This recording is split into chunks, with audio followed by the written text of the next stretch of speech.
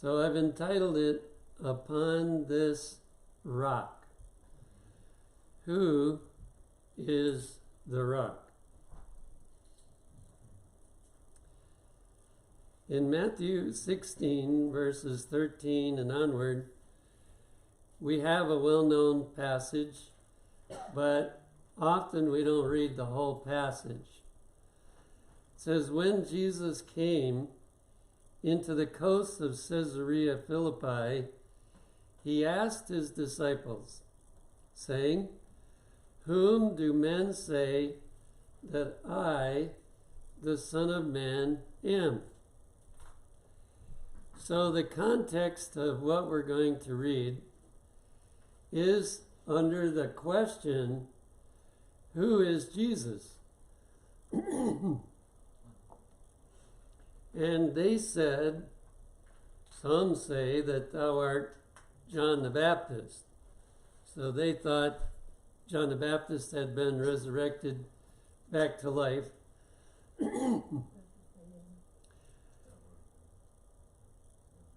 Some, Elias, because of the Old Testament prophecy that Elijah would come, but actually that was a prophecy of John the Baptist to come. And others, Jeremiah, not quite sure why they thought it was Jeremiah, but maybe there's a text somewhere that made them think that. Or one of the prophets. So the first answer the disciples give is what other people are saying Jesus might be. He saith unto them, but whom say ye that I am? So he said, no, I want to know what you are thinking.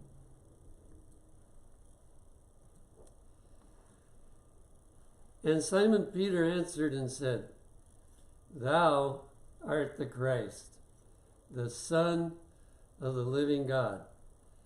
And Jesus answered and said unto him, blessed art thou, Simon Bar-Jonah, for flesh and blood hath not revealed it unto thee, but my Father which is in heaven. We are not able to understand the answer to that question unless divinity helps us. But Peter had received help, and he recognized people in general did not recognize Jesus to be the Son of God, but Peter had been able to recognize him as the Son of God. Now there's an important lesson. From time to time, a new message arises.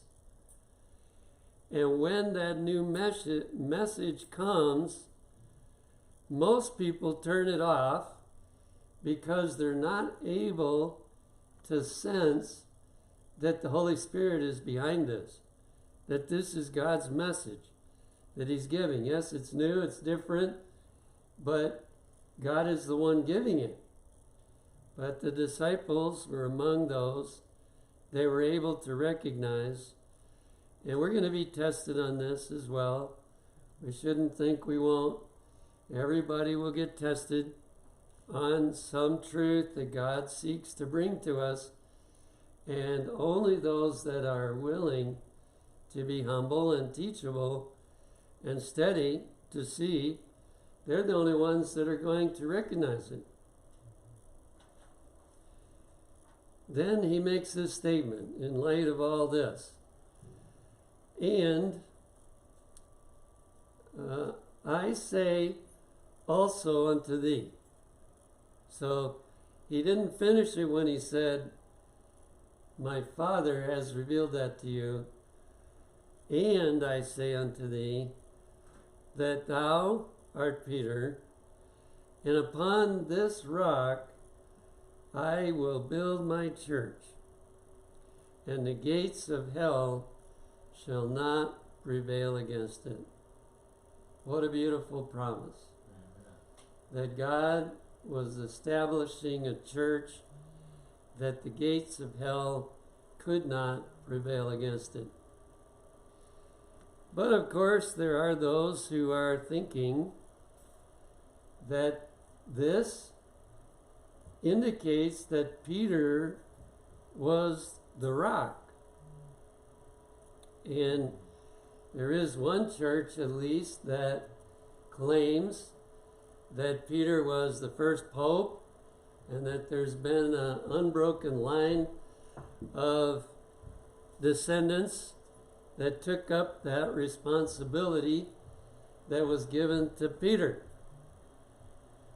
Well, we're going to look at the Bible today and see what does the Bible say about the rock. In Deuteronomy 32, verses 3 and 4, we see the first one. I didn't count exactly how many times the rock is talked about, but I do know there was too many to put in one sermon. And so I selected some to put in. It says, I will publish the name of the Lord. Ascribe ye greatness unto our God. He is the rock. Obviously, as God was speaking to Israel, he was introducing God as the rock, which actually the efforts of helping human beings has been given to Jesus, so we can safely say that Jesus is the rock. He is the rock. His work is perfect. Was Peter's work perfect? No. For all his ways are judgment. A God of truth and without iniquity, just and right is he. Pretty obvious. All that verse is talking about God. The Son of God, Jesus, was the rock. Then a little later in the chapter, beginning with verse 15, it says, But Jeshurun, now that's a poetic name for Israel, but Israel waxed fat and kicked. In other words, they didn't like following Jesus. They didn't like doing what Jesus wanted them to do. Thou art waxen fat. Thou art grown thick, thou art covered with fatness. Then he forsook God, which made him, and lightly esteemed the rock of his salvation. So God poured out blessings upon Israel, and you know there's danger in blessings. People that are blessed begin to think in a way they shouldn't think. Actually, we do better when we don't have so many blessings. But in result of the blessings, they got a whole nation they could, have as their own. They had houses that were already built. This wasn't all fulfilled yet, but it was going to be. And God is predicting the future, what's going to happen. They have vineyards they didn't plant. They have more than enough food to eat. And every blessing has showered upon them.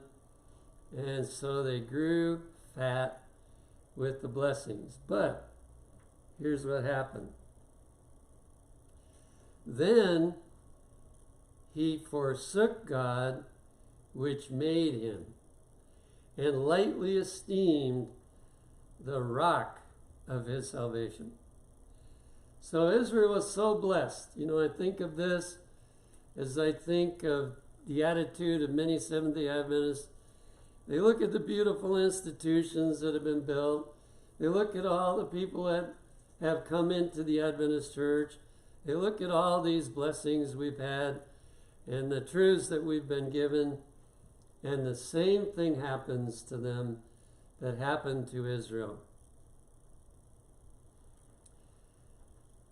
And lightly esteemed the rock of his salvation. Of the rock that begat thee, thou art unmindful, and hast forgotten God that formed thee. And then he gives a literal example of what they've experienced. How should one chase 1,000 and two put 10,000 to flight, except their rock had sold them and the Lord had shut them up? So he's saying you went into battle, and because you had rejected your rock, one of the enemies made 1,000 of you flee.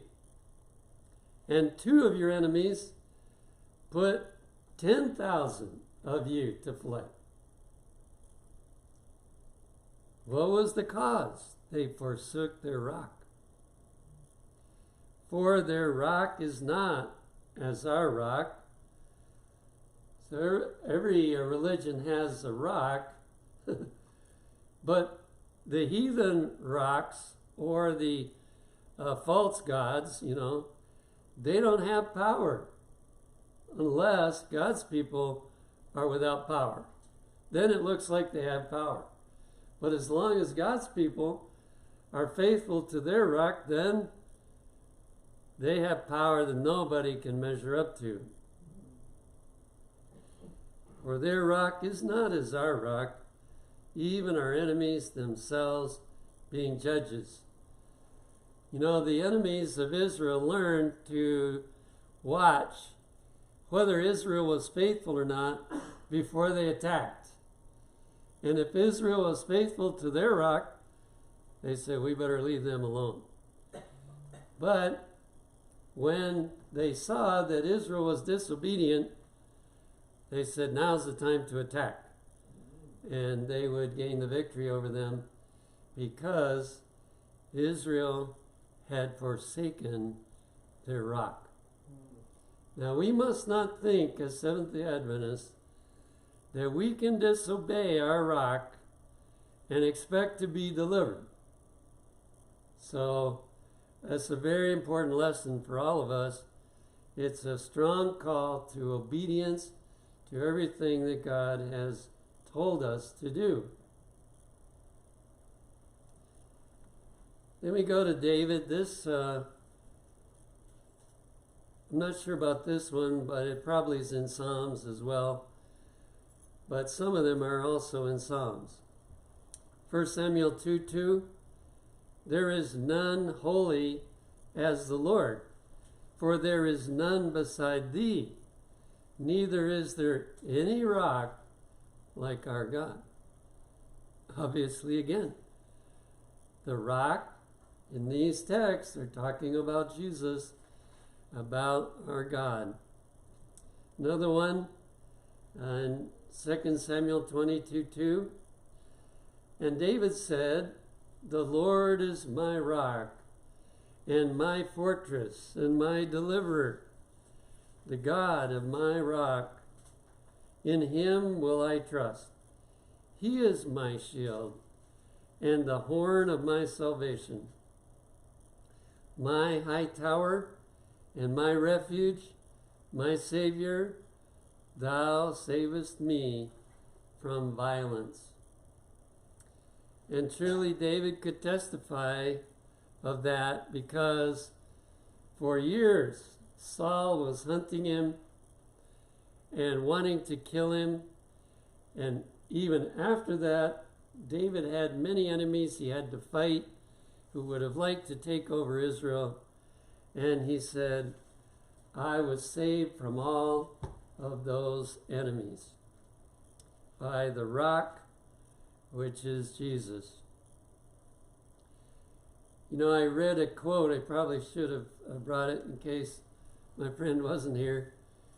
But there's a quote in early writings, I forget the page of it, but it basically says that if we were as obedient as we should be, nobody would be allowed to touch us. We would be delivered in every situation. So David is testifying that that happened to him. In 2 Samuel 22, verse 32 and 47, he said, "For who is God, save the Lord? And who is a rock, save our God? The Lord liveth, and blessed be my rock, and exalted be the God of the rock of my salvation." Now, whether we are delivered physically or not isn't as important as being delivered to salvation from the hands of the enemy. And so David is speaking about the rock as his deliverer from sin and from being lost, to belong to Jesus and to have salvation. Also, chapter 23, verse 3, the God of Israel said, "The rock of Israel spake to me." Now, obviously, he's repeating. First, he says, the God of Israel said. Then he's saying, the rock of Israel said. He that ruleth over men must be just, ruling in the fear of God. So this is God's command. Anyone that is a leader must be just. He must direct people in the pathway of the Lord. If he directs them in some other pathway, then he's not authorized by the rock, by the God of Israel. Psalm 28 verse 1 says, "Unto thee will I cry, O Lord, my rock, be not silent to me, lest if thou be silent to me, I become like them that go down into the pit," or we would say the grave. It says, I'm as good as dead if you don't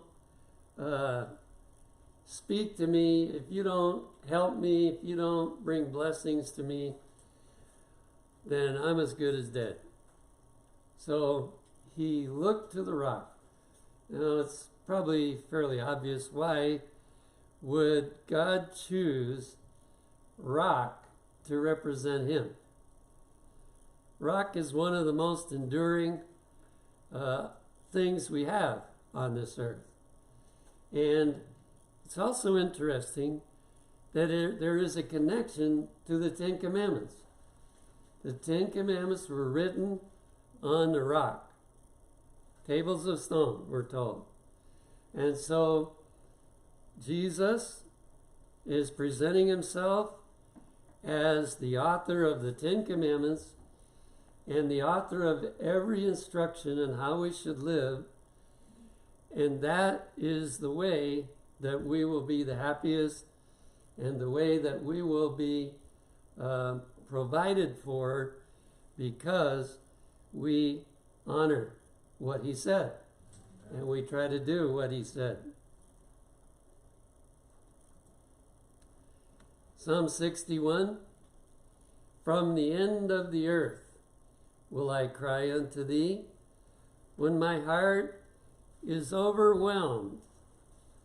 Lead me to the rock that is higher than I."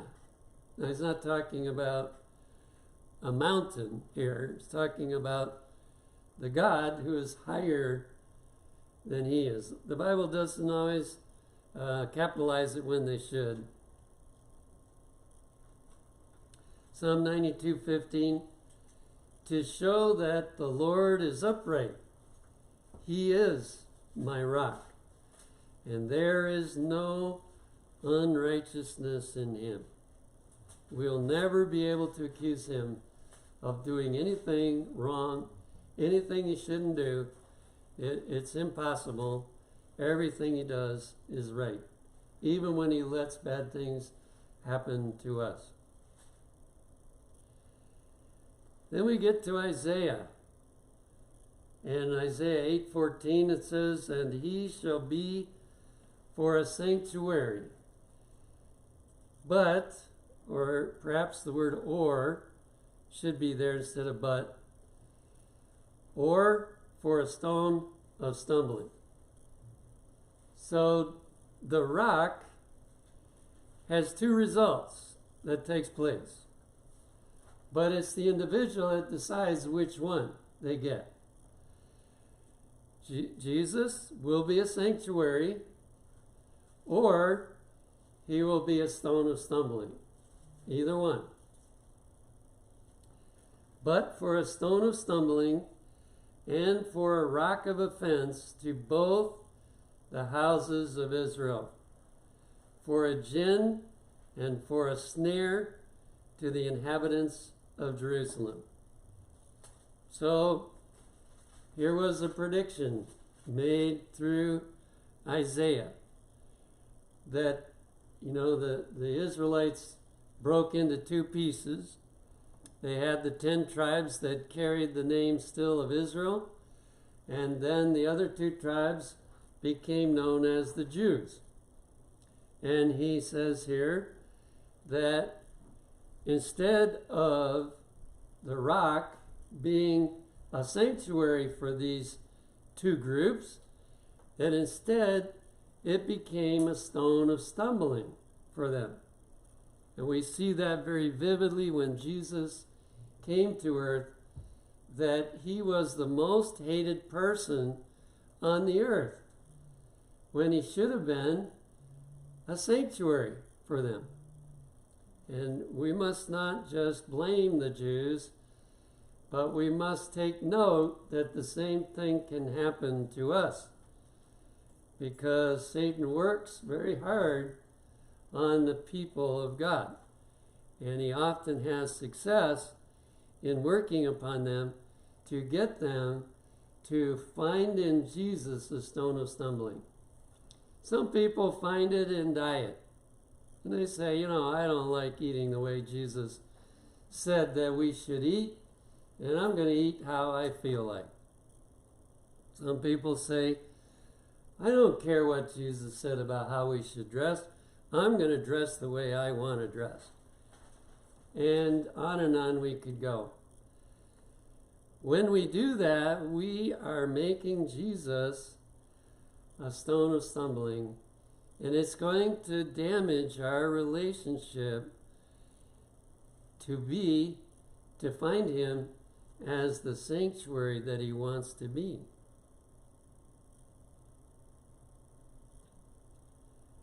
Isaiah 17:10 says, "Because thou hast forgotten the God of thy salvation, and hast not been mindful of the rock of thy strength, therefore shalt thou plant pleasant plants, and shalt set it with strange slips." In other words, he talks about the garden of the heart. What are these people that are in apostasy going to do? Well, they haven't been willing to be building on the rock.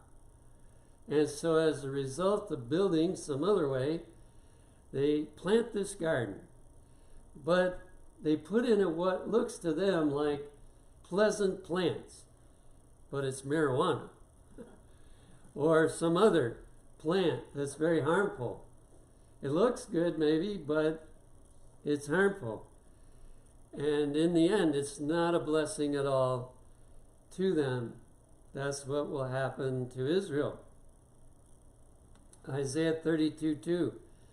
"And a man shall be as an hiding place from the wind, and a covert from the tempest, as rivers of water in a dry place, as the shadow of a great rock in a weary land."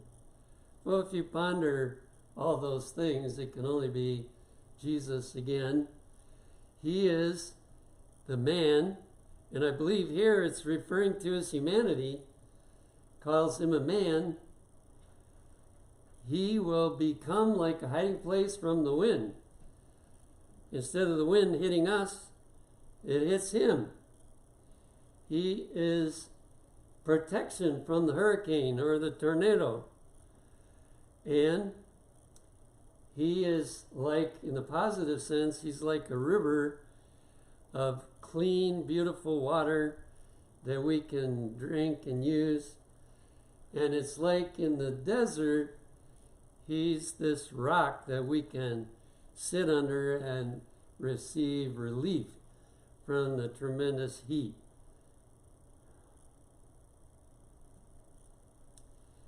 Isaiah 42:11, let the wilderness and the cities thereof lift up their voice. The villages that Kedar doth inhabit, let the inhabitants of the rock sing. Let them shout from the top of the mountains. What is he talking about here? He's talking about the gospel to the Gentiles, the people that are outside of Israel, that even those people are going to accept the rock that Israel was rejecting. They are going to accept, and as a result, they're going to have these wonderful experiences. They're going to be so happy. You know, it's amazing when people get rescued who didn't grow up in the Adventist church, and they get the picture of these beautiful truths. They get really excited. They get really happy about it. And so it pictures them as singing and shouting for joy. Then we come to the New Testament in Luke 6:47 and 48. Whosoever cometh to me and heareth my sayings and doeth them, he is like a man which built an house and digged deep and laid the foundation on a rock. Do you think there could be a connection of why Jesus pictured this to all of what we've studied so far? I think so. He was saying, doesn't have to be code language if you study the whole Bible. He was saying that if you build your house on me, it will last. And when the flood arose, the stream beat vehemently. So this picture's flood stage. You've seen pictures, it's almost constantly, of people's houses. And the last picture I saw was in California, where these beautiful mansions are on the cliffs, and this huge part of the cliff had fallen off. It didn't quite destroy the house, but it was very close to the house. Some of the foundation was revealed. Well, this foundation that's built on the rock, the stream beat vehemently upon that house and could not shake it, for it was founded upon a rock. Now, I think Christians build some of their house on a rock, but they want to build some of their house off of the rock, because the only way we can fully build our house on the rock is to obey everything he said to do. So if we build the part off of the rock, it's not going to save the house. The house will be demolished anyway, because part of it is off of the rock. So it's especially a time for us to build the entire building on the rock.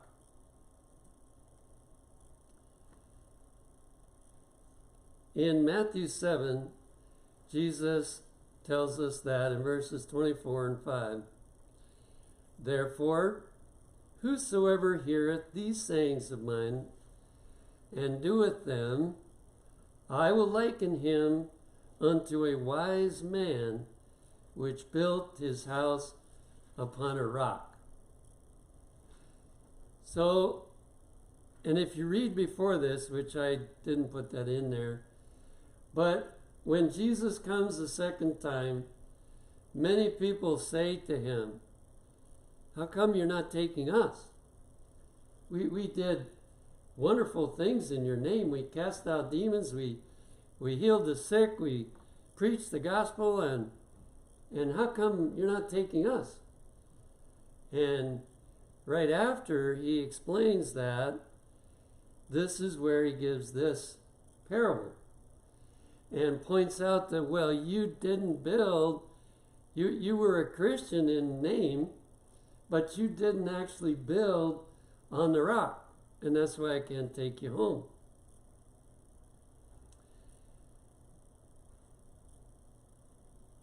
Going on, it says, and every one that heareth these sayings of mine, and doeth them not, shall be likened unto a foolish man which built his house upon the sand. And the rain descended, and the floods came, and the winds blew, and beat upon that house, and it fell, and great was the fall of it. Many Seventh-day Adventists would say today, just like Peter, there's no way I would deny you. But when the storm comes, and the winds blow, if they haven't built everything on the rock, they're going to find out they cannot remain true. They're going to be swept away in the storm. So now is the time to be building on that rock. We should be studying plenty. We should be putting into practice as fast as we find it out, because if you don't, you forget.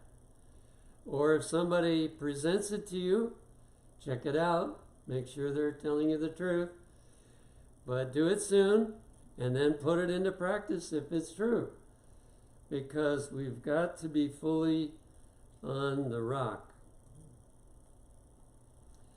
Romans 9:33 says, as it is written, behold, I lay in Zion a stumbling stone and a rock of offense. Well, we could say, Jesus, why did you put a stone of stumbling? Well, the other side of it is that it was supposed to be a sanctuary, but it became, since they didn't like obedience, it came to be a stone of stumbling. And whosoever believeth on him shall not be ashamed. So both are here in this text as well. We have the choice of seeing what Jesus tells us as a stumbling block, or we see it as something that we don't have to be ashamed of. We can be thankful for and know that he only tells us what is good for us. Now, in case anyone has any doubt at all, Paul was given this message, 1 Corinthians 10:4. And did all drink the same spiritual drink, for they drank of that spiritual rock that followed them, and that rock was Christ. So I didn't have time to put in, but when Moses was instructed, when they needed water, to go and strike the rock, he was striking Jesus. And that was an illustration that Jesus would be struck when he came to earth by the thorns, by the beatings, by all those things that happened to Jesus. And the second time, that's the reason he wasn't supposed to strike the rock, because Jesus only died once. So both of those stories testify that Jesus is the rock.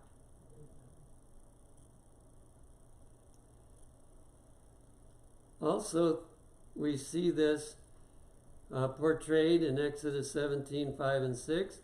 And the Lord said unto Moses, Behold, I will stand before thee there upon the rock in Horeb, and thou shalt smite the rock, and there shall come water out of it, that the people may drink.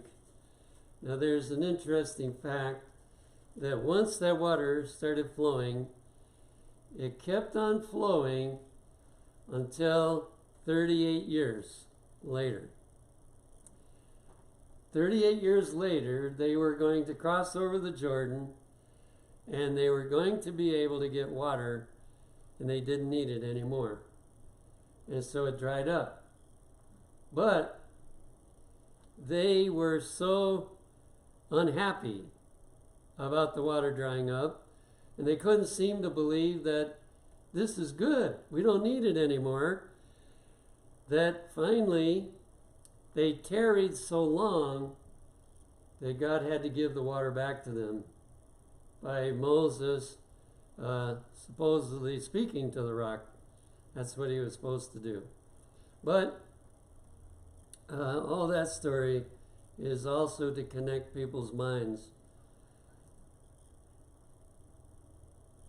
Now, in the same chapter that I read in the beginning about the rock, thou art Peter, and upon this rock I will build my church. Same chapter, just a little while later, we see this. Verses 21 to 23. From that time forth began Jesus to show unto his disciples how that he must go unto Jerusalem and suffer many things of the elders and chief priests and scribes, and be killed, and be raised again the third day. So he was trying to prepare his disciples for his death. Then Peter took him and began to rebuke him. Now, what kind of rock is this? Saying, Be it far from thee, Lord, this shall not be unto thee. But he turned and said unto Peter, Get thee behind me, Satan. Thou art an offense unto me. Now some people think he was calling Peter Satan. He wasn't. He was simply saying, Peter, you're listening to Satan. So he was rebuking Satan. Leave Peter alone, Satan. Get thee behind me, Satan. Thou art an offense unto me, for thou savorest not the things that be of God, but those that be of men. Hardly should anyone, if they look at what came before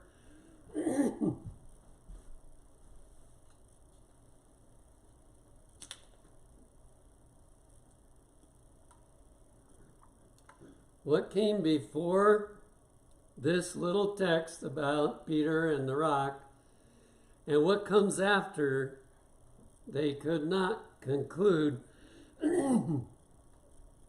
that Peter was the rock. And then, of course, we read this from Matthew 26, 31 to 35. Then said Jesus unto them, All ye shall be offended because of me this night, for it is written,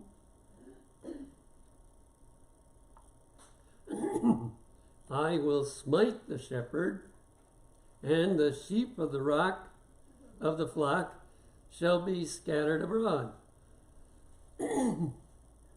Peter answered and said unto him, Though all men shall be offended because of thee, yet will I never be offended.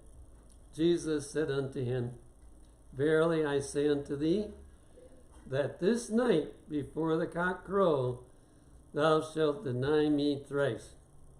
Peter said unto him, Though I should die with thee, yet will I not deny thee. Now we all know he didn't do that. First time he said, Peter denied before them all, saying, I know not what thou sayest. Second time he said, again, he denied with an oath, I do not know the man. And the third time, then began he to curse and to swear, saying, I know not the man. Impossible for him to be the rock, or any of us for that matter. Impossible that we could be the rock. But we do have a rock that we can connect with and we can build on.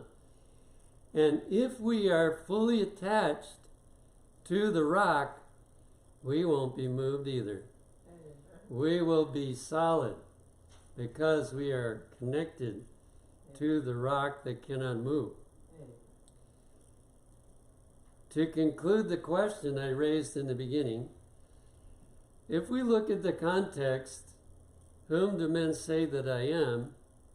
We see that Jesus answered it by saying, I am like a rock, and if you build the church on me, it will never have anything that can damage it or keep it from developing.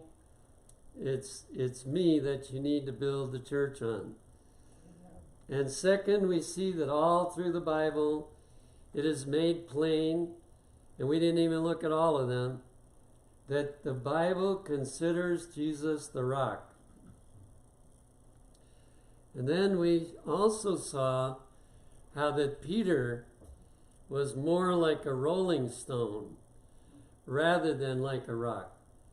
But fortunately, that wasn't the end of the story. He became so fully attached to the rock that he couldn't be moved. They put him in jail. They said, don't you dare speak about Jesus anymore. And he was out preaching Jesus in the synagogue again.